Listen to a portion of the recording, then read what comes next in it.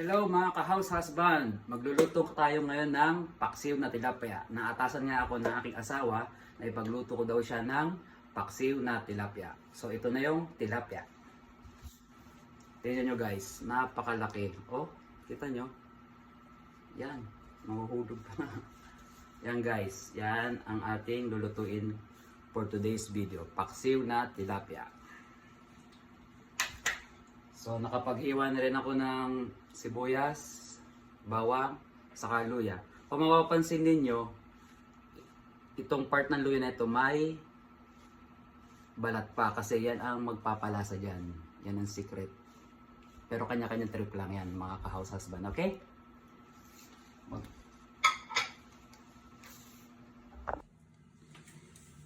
So ayan mga ka-house husband, ang una natin ilalagay ay sibuyas, palibot lang. Tapos bawang.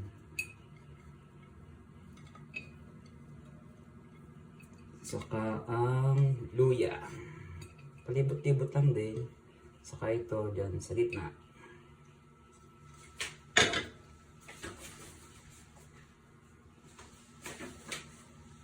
Saka ang tilapia. Ayan mga ka-house husband, kita nyo napakalaki. Sarap niya ang ayan. Sa ilalim lagi ang mga pampalasa para malasang malasa. Ko hindi yata kasya sa akin vision.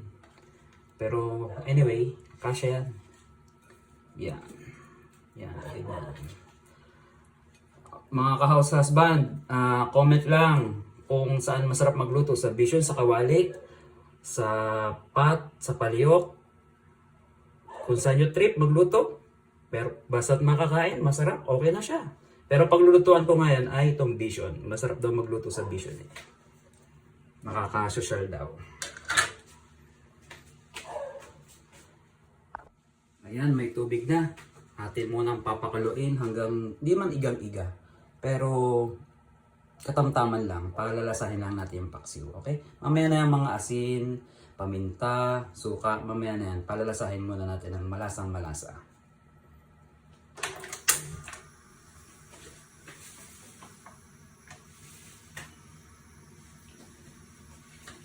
Okay, balikan natin after 15 minutes para kumulo.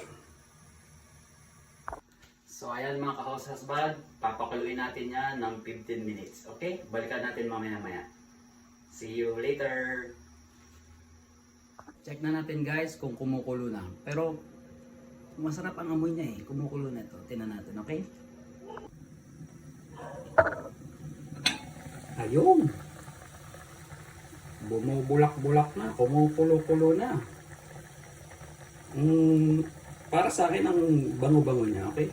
Ang bango-bango niya. Ating igahin lang ng kaunti at mamaya natin nalagay ng iba pang sangkap. Masarap are, masarap.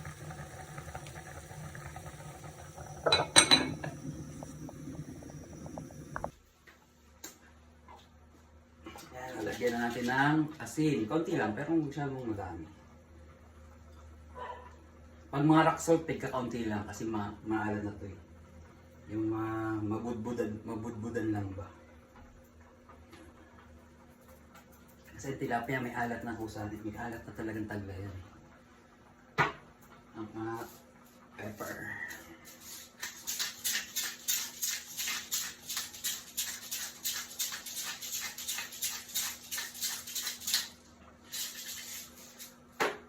Yan.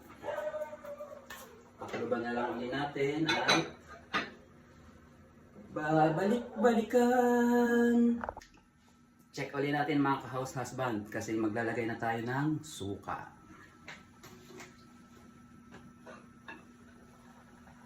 Ayan, pwede na to. Lagay tayo ng suka.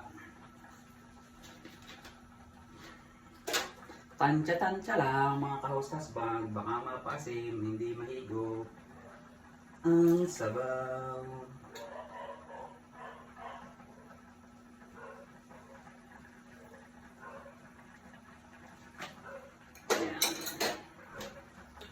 Huwag muna natin tatakpan hanggang sa maluto ang suka. Saka di rin pwedeng haluin.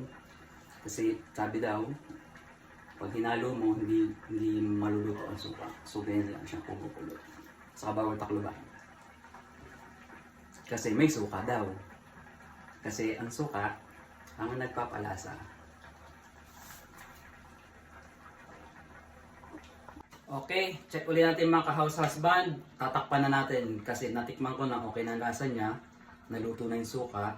Tatakpan natin para mag-simmer at umusok-usok siya at magkulob yung kanyang lasa sa loob. Takpan mo natin mga ka-house husband, okay?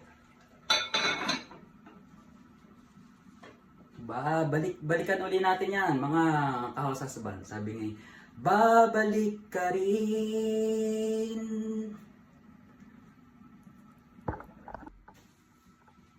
What's up again mga ka-house husband? Ayan, check na natin kasi luto na siya.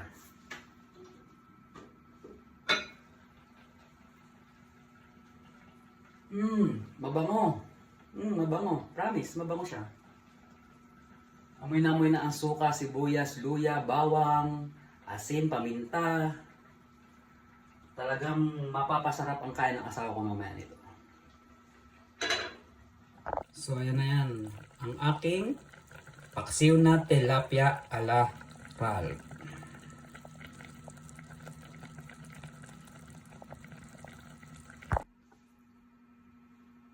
So ayan na nga mga ka-house husband. Nakapagluto na tayo ng paksiw na tilapia. Para pagdating na aking asawa gayong trabaho ay kakain na lamang siya. Please like and share and subscribe. And feel free to comment po para ma-improve po ang aking content. Thank you!